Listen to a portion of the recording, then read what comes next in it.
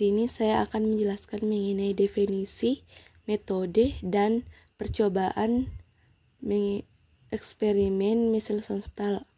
Percobaan Michel-Sonstal adalah percobaan yang dilakukan oleh Matthew Michelson dan Franklin Stahl pada tahun 1958 yang mendukung hipotesis Watson-Crick bahwa replikasi DNA bersifat semi-konservatif.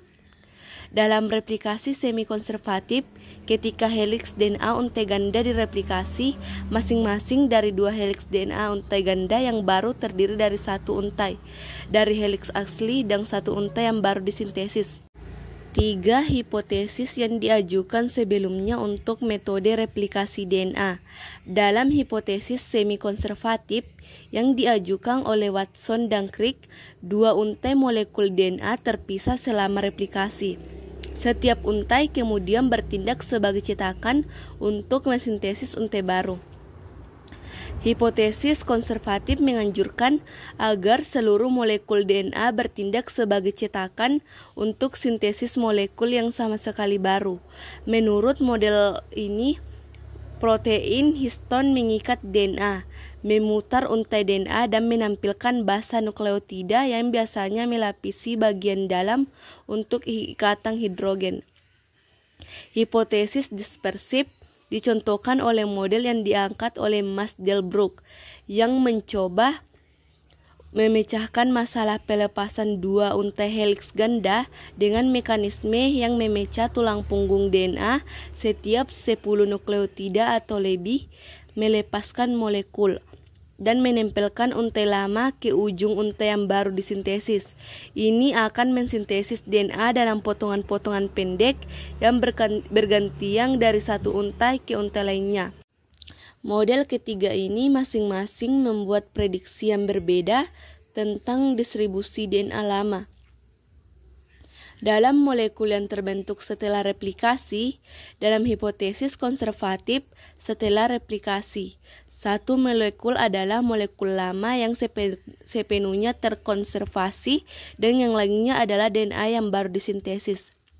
Hipotesis semi-konservatif memperkirakan bahwa setiap molekul setelah replikasi akan mengandung satu untai lama dan satu untai baru.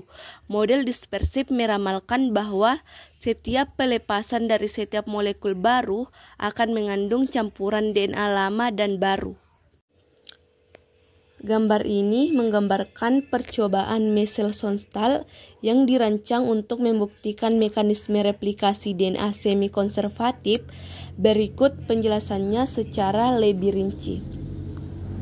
Eksperimen ini dilakukan oleh Matthew Michelson dan Franklin Stahl pada tahun 1958 untuk memahami bagaimana DNA bereplikasi. Pada eksperimen ini menggunakan bakteri Escherichia coli dan menumbuhkannya dalam medium yang mengandung isotop berat nitrogen, yaitu nitrogen 15, sehingga DNA dari bakteri akan berlabel dengan isotop N15. Setelah beberapa generasi bakteri ini dipindahkan ke medium yang hanya mengandung isotop nitrogen ringan, yaitu nitrogen 14, yang berlabel dengan isotop N14. Pada setiap generasi, DNA bakteri diisolasi dan dipisahkan berdasarkan densitas menggunakan teknik sentrifugasi dalam gradien densitas CSCL. Pada generasi 0, pada awal eksperimen, bakteri Escherichia coli ditumbuhkan dalam medium yang mengandung isotop nitrogen berat N15. DNA dari sel-sel ini sepenuhnya mengandung N15, diwakili oleh garis merah pada gambar. Sampel DNA diisolasi dari bakteri pada generasi 0 yang seluruhnya lebih berat karena mengandung N15. Kemudian dipindahkan ke medium N14.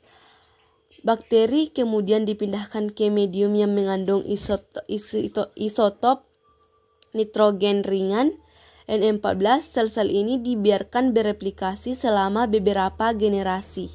Ketika bakteri pertama kali memulai replikasi dalam medium N14, setiap untai DNA yang baru terbentuk akan memiliki satu untai N15 dari DNA induk dan satu untai N14 dari sintesis baru menghasilkan DNA hibrida N15 N14. Pada generasi pertama, setelah satu kali replikasi dalam medium N14, semua DNA yang dihasilkan adalah hibrid, mengandung satu untai N15 dan satu untai N14, diwakili oleh garis setengah merah dan setengah orange. Ini menunjukkan bahwa setiap molekul DNA yang direplikasi membawa satu untai dari DNA induk N15 dan satu untai baru N14. Generasi kedua, setelah dua kali replikasi, 50% DNA yang terbentuk adalah hibrid. Sementara 50% lainnya adalah DNA yang seluruh mengandung N14, diwakili oleh dua garis orange.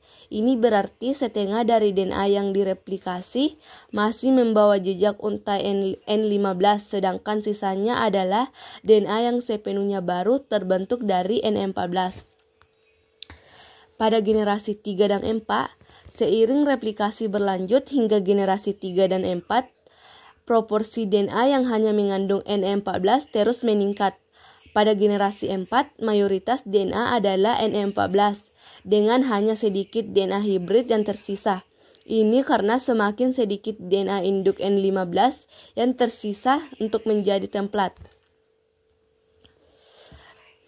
Hasil percobaan dianalisis menggunakan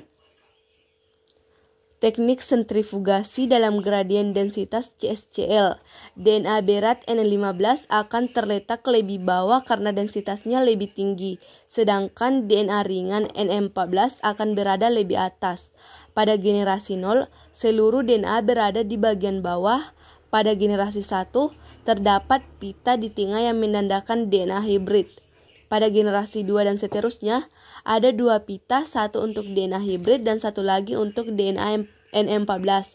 Kesimpulannya, eksperimen ini membuktikan bahwa replikasi DNA bersifat semi-konservatif, di mana setiap molekul DNA baru terdiri dari satu untai DNA asli, parental strand, dan satu untai baru, daughter strand.